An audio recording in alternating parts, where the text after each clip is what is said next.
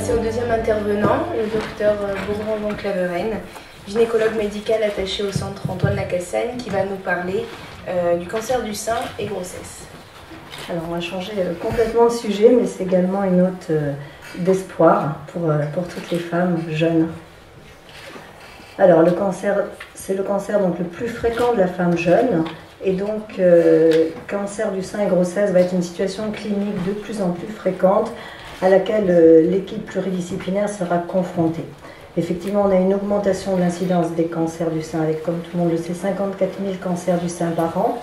Sur ces 44 000, 10% des cancers sont avant 40 ans et 3% avant l'âge de 35 ans. Aujourd'hui, on assiste à un recul de l'âge de la première grossesse et en 2009, les statistiques donnaient un âge de 30 ans. Il y a bien sûr l'amélioration du pronostic, en particulier pour les petites tumeurs, ce qui fera que des femmes vont survivre de leur cancer du sein et obligatoirement vouloir un enfant. Alors, j'ai choisi de traiter ce sujet avec deux thématiques. La grossesse est-elle possible après un cancer du sein? Et cancer du sein associé à la grossesse.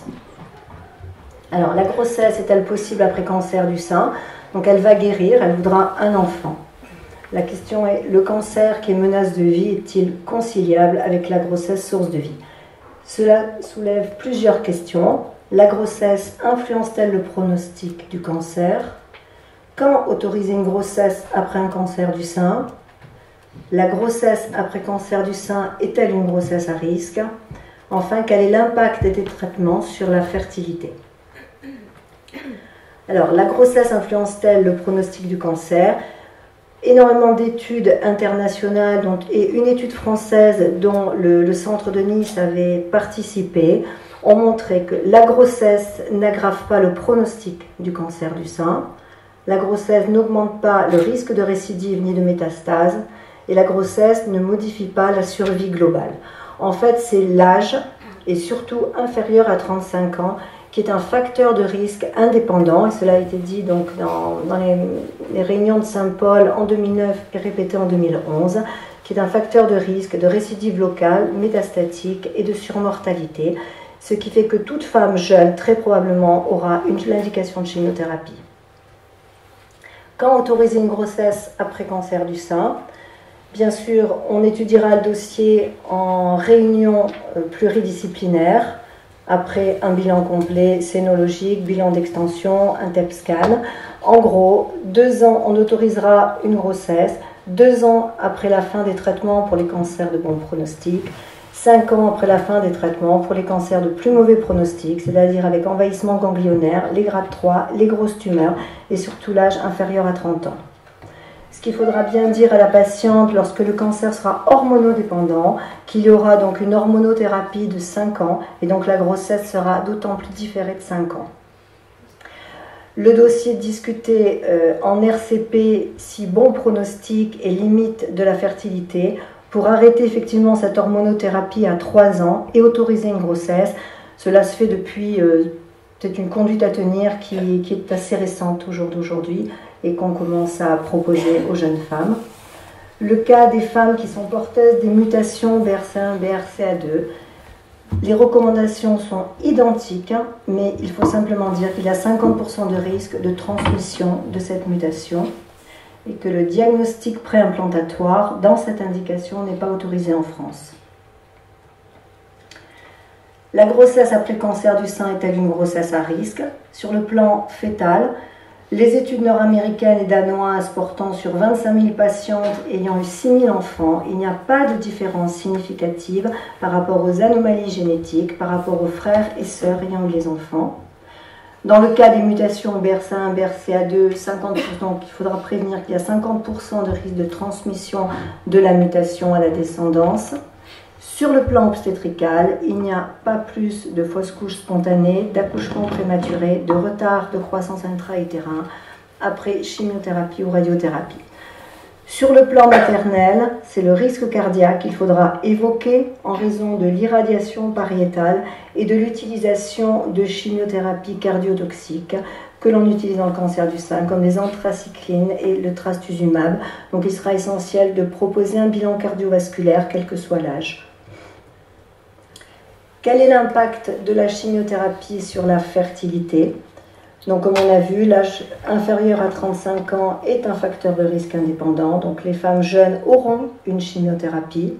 La chimiothérapie pour les cancers du sein utilise des agents qui sont dits alkylants, qui ont une forte gonadotoxicité et donc qui vont détruire une partie des follicules de réserve et pratiquement tous les follicules en croissance et donc altérer la fertilité.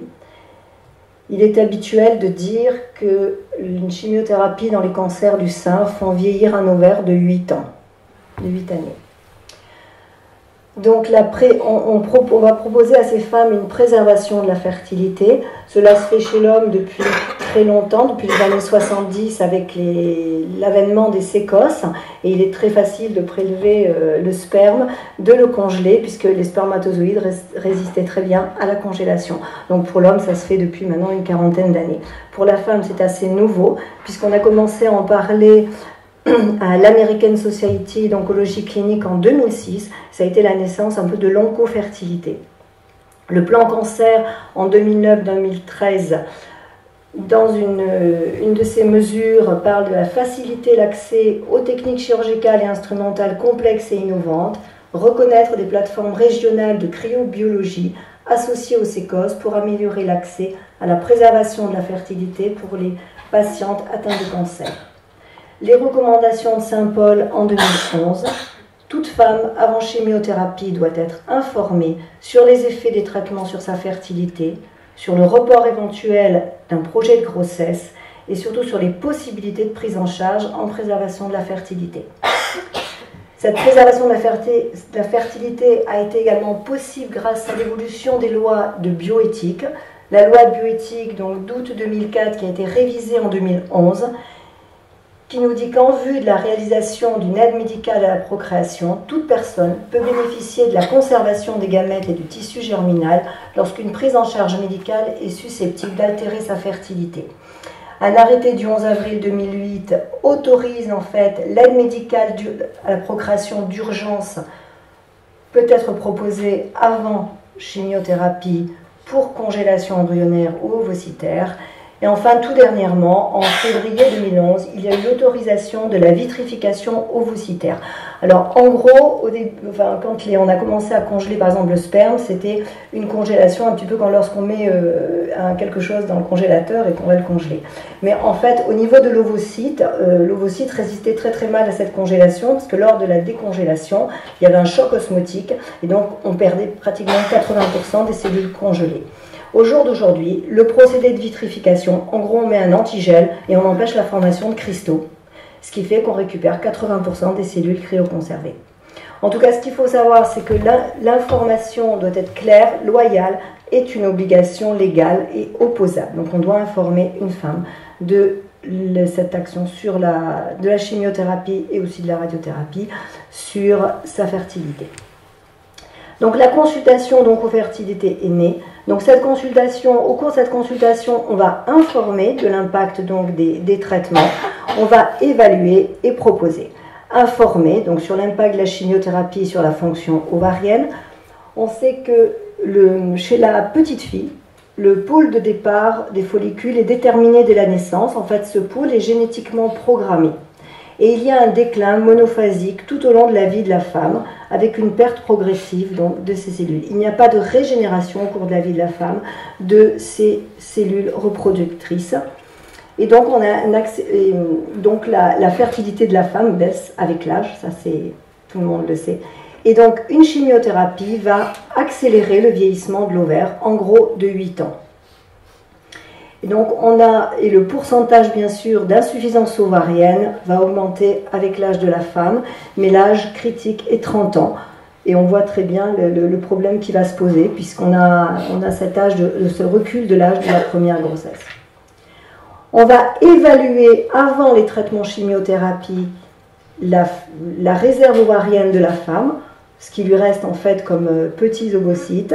Ça se fait très facilement, bon je ne m'étendrai pas là-dessus, mais ça se fait extrêmement facilement par une échographie des ovaires au 2e, 3e jour des règles et par un dosage d'une hormone qui est l'hormone antimüllérienne. Donc ce qu'on va un petit peu essayer, mais ce n'est pas toujours facile en consultation, c'est d'essayer de voir la possibilité de reprise spontanée de la fertilité de la femme après sa chimiothérapie. Mais quand on peut proposer une préservation, c'est quand même mieux, parce qu'on ne sait pas exactement. Pour l'instant, on a ces petits marqueurs, mais peut-être qu'il y en a des mieux, mais pour l'instant, c'est ce qu'on a pour vraiment marquer, étudier la fertilité de la femme au moment avant son traitement. Et ensuite, on va proposer, si la patiente, en tout cas, on va proposer, après c'est le couple en général, ou la patiente qui va décider, donc une préservation de la fertilité. Alors, soit par cryoconservation ovocytaire, et donc par le procédé de vitrification, qui est donc la congélation ultra rapide, comme je viens de vous le dire, ou aussi, quand la femme est mariée, ou en couple, de proposer une cryoconservation embryonnaire. Il y a une petite différence, parce qu'il faut dire que dans la conservation embryonnaire, ce qu'il faut vraiment dire au couple, c'est que l'embryon cryoconservé est au couple et exclusivement au couple. C'est-à-dire que s'il y a soit décès, soit divorce, comme malheureusement, ou séparation, cela arrive souvent, l'embryon ne sera à personne. Donc on a tendance quand même à solliciter les jeunes femmes pour la cryoconservation ovocytaire. Là, elles préservent, leur fertilité à elles seules. Ceci, dans le cadre du cancer du sein, ça nous pose beaucoup de problèmes en cours de concertation pluridisciplinaire, parce que conserver ces ovocytes, c'est pas du tout comme chez l'homme, on prélève très facilement le sperme. Chez la femme, ça va se faire avec une stimulation de l'ovulation, qui va être responsable donc d'une hyperœstrogénie. Et quand on sait que le cancer du sein est la plupart du temps hormonodépendant, cela soulève quand même quelques discussions. Il faut aussi qu'on ait un délai suffisant pour préserver. Donc quand il y a l'urgence oncologique, on est des fois un petit peu, on ne pourra pas la faire. Et il faut également savoir et dire à la patiente qu'il faut au moins prélever entre 8 et 10 petits ovocytes matures pour pouvoir espérer quand même une grossesse après décongélation. Donc la contre-indication à cette préservation de la fertilité, on a mis le cut-off à 36 ans, parce qu'à 36 ans, indépendamment de la réserve ovarienne, donc du nombre, les ovocytes ont 36 ans, et très souvent, ils vont moins bien résister à la cryoconservation. Quand il y a une indication de chimiothérapie néoadjuvante, c'est-à-dire qu'on ne va pas stimuler sur une tumeur en place, et quand il y a également au PET scan un envahissement ganglionnaire. Voilà, pour peut-on avoir une grossesse après cancer. On va passer maintenant au cancer du sein associé à la grossesse. Alors, le diagnostic de cancer du sein et grossesse, c'est un cancer diagnostiqué pendant la grossesse, mais également dans l'année qui suit l'accouchement. 10% des cancers du sein avant 40 ans, et c'est une association qui sera de plus en plus fréquente également. Le cancer du sein est le cancer le plus fréquemment diagnostiqué pendant la grossesse. L'âge moyen, 35 ans. En gros, il y a 500 à 750 cas par an. Ce cancer associé à la grossesse pose deux problématiques. La première, diagnostic, avec pratiquement tout le temps un retard diagnostique. Et enfin, thérapeutique pour la toxicité fœtale. Alors, relation entre grossesse et cancer du sein. En gros, la grossesse a un double effet sur le risque de cancer du sein. Tout d'abord, il y a une augmentation transitoire du risque, surtout après 35 ans, puis ensuite un rôle protecteur. En fait, la cellule mammaire, avant les grossesses, est faite uniquement de cellules souches. Donc avant grossesse et avant allaitement, les cellules du sein sont des cellules souches, donc qui sont très sensibles aux agents cancérigènes. Et donc, elles vont se différencier uniquement après la première grossesse et la lactation. C'est pour ça qu'en gros, avant une grossesse, il y a une augmentation de facteurs de risque, mais ensuite, il est classique de dire que la grossesse et l'allaitement, où les cellules vont se différencier, protègent en fait du cancer du sein. Alors, donc la première problématique, c'est donc le diagnostic. Donc le diagnostic est toujours difficile, de par les modifications anatomiques du sein, augmentation de la taille, l'engorgement, adénopathie axillaire qui est souvent prise pour une glande accessoire, et souvent ni la femme ni le médecin ne pensent rapidement au cancer. Donc très souvent on a un diagnostic tardif, entre 2 et 15 mois en moyenne. Il y a souvent un retard de diagnostic de 6 mois. Et donc on va trouver des stades plus avancés, où on a en moyenne 70% d'atteinte ganglionnaire. Donc pour moi, il est essentiel, et c'est souvent omis en fait, d'examiner les seins quand la femme vient nous voir en cabinet, et surtout si elle a plus de 35 ans, de faire un examen de la glande mammaire. Alors, la densité, au niveau des examens complémentaires, le diagnostic est aussi difficile. La densité de la glande mammaire chez la femme enceinte diminue la sensibilité de la mammographie. La mammographie peut être réalisée avec protection abdominale et elle est complétée systématiquement par une échographie. Et la mammographie ne semble ni moins spécifique ni moins sensible pendant la lactation.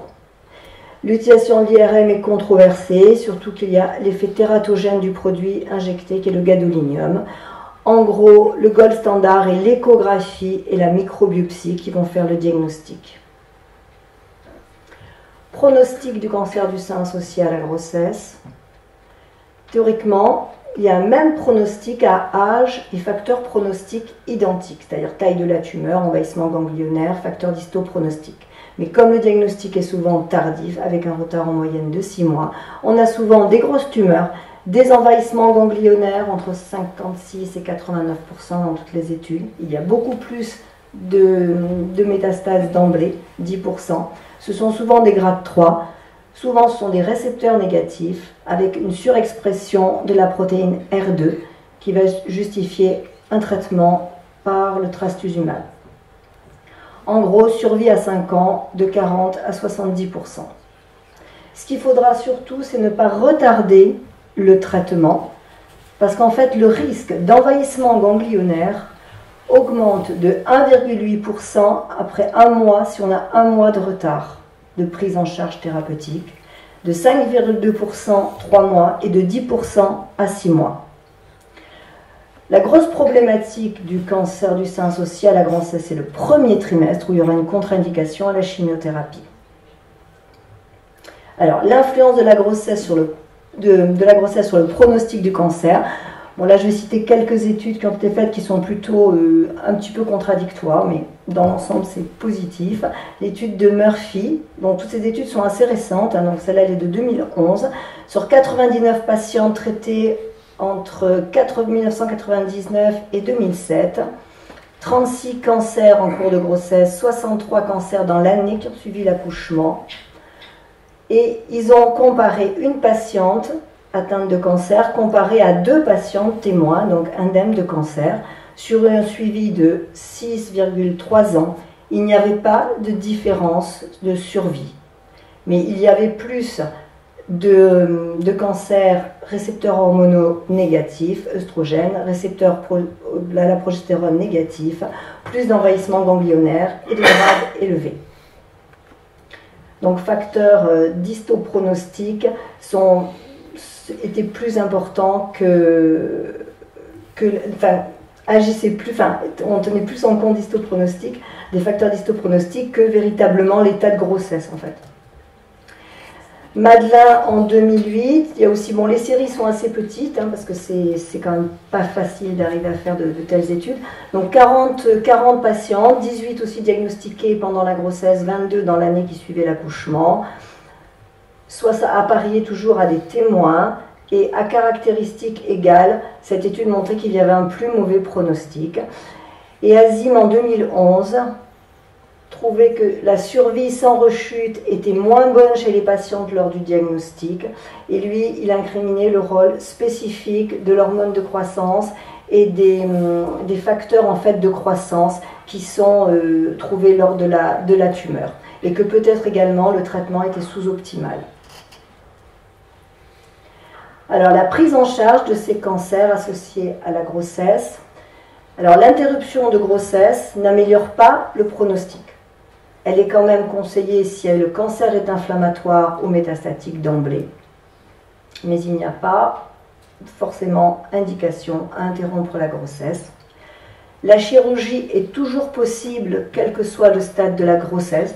Il faut savoir qu'elle est plus hémorragique. Que la chirurgie conservatrice est possible en tenant compte du report, bien sûr, de la radiothérapie. C'est-à-dire qu'il faut savoir qu'une chirurgie conservatrice, normalement, on associe une radiothérapie. Dans le cas de la grossesse, la radiothérapie sera différée après l'accouchement. Et donc, il y a peut-être un petit peu plus de probabilité de récidive loco-régionale. Lorsque la chirurgie autour de 25 semaines d'aménorrhée, bien sûr, l'obstétricien et le pédiatre seront en salle d'opération parce qu'il y a un risque, bien sûr, d'accouchement prématuré. Il y a 7% de fausses couches après chirurgie au premier trimestre. La technique de ganglion sentinelle, il faut savoir qu'il y a une fréquence quand même de l'envahissement ganglionnaire pendant la grossesse. On a peu de données. La dose d'irradiation est faible. L'injection de bleu est contre-indiquée en raison de choc anaphylactique. Et en fait, il y a une contre-indication avant 30 semaines d'aménorrhée, mais il n'y a pas vraiment de recommandation et que la décision est à prendre au cas par cas. Peut-être Bernard, tu parleras de ça tout à l'heure. Mais... Alors, l'influence du cancer sur le pronostic fœtal. Donc, la radiothérapie est différée après l'accouchement. La chimiothérapie, elle est possible à partir du deuxième trimestre, ça c'est important, en fonction du terme, la toxicité fœtale est bien sûr en fonction du terme, du type de molécule, de dose et de durée. Il faut dire que la pharmacocinétique des molécules est un petit peu changée pendant la grossesse. Il y a peu d'études quand même, et les modifications hémodynamiques de la grossesse, l'augmentation du volume plasmatique, la création du troisième secteur, il y a des modifications de la pharmacocinétique des médicaments. Très souvent, on est peut-être en sous-dosage. Il y a aussi également des fois un retard à l'élimination, puisque la drogue est éliminée dans le liquide amniotique et peut être réingérée par le fœtus. Donc, augmentation de la toxicité pour certaines drogues. Chimiothérapie pendant la grossesse, il y a un passage transplacentaire, mais comme pratiquement aussi bien l'alcool, le tabac, beaucoup de molécules passent la barrière placentaire. Ce passage transplacentaire est établi dès la 5e semaine de vie embryonnaire. Les médicaments, comme je vous disais, peuvent être éliminés dans le liquide amniotique et être ingérés par le fœtus. En général, les molécules qui ont un faible poids moléculaire, une liposolubilité élevée et une fixation aux protéines faibles vont passer plus facilement cette barrière placentaire. En matière de cancer du sein, les anthracyclines peuvent être utilisées, elles n'ont aucun passage, voire un faible passage. Par contre, les antimétaboliques, tels le méthotrexate ou le 5-fluorouracil, qui est utilisé quand même dans le cancer du sein, dans le protocole FEC, est contre-indiqué. La chimiothérapie peu avant la naissance, c'est un danger en raison de l'immaturité fœtale, exposition prolongée, donc il n'y aura pas de chimiothérapie après 30 semaines d'aménorrhée, au-delà de 30 semaines d'aménorrhée. La toxicité fœtale immédiate. Alors la chimiothérapie va inhiber les cellules en cours de division, donc le fœtus est très sensible. Au premier trimestre, les cellules se divisent rapidement, c'est le moment de l'organogénèse où tous les différents organes vont se mettre en place.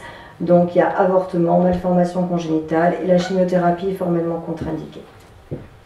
Deuxième et troisième trimestre, chimiothérapie possible avant 30 semaines d'aménorrhée. Il n'y a pas d'augmentation du risque de malformation. Il y a un risque de retard de croissance, d'avortement et d'accouchement prématuré. Il faut savoir que l'hypotrophie fœtale est fréquente, environ 40%. Et on peut avoir des anomalies organiques fonctionnelles par le passage, bien sûr, des drogues dans la circulation fœtale. Il n'y a pas de risque fœtal majeur avec le protocole, donc on utilise les anthracyclines et le cyclophosphamide. En fait, dans le protocole du cancer du sein qui s'appelle le FEC, en fait, on élimine le 5-fluorouracil et on peut donner l'épirubicine et le cyclophosphamide. Bien sûr que la surveillance obstétricale est indispensable. Il faut faire un monitoring du bébé avant chaque nouvelle cure.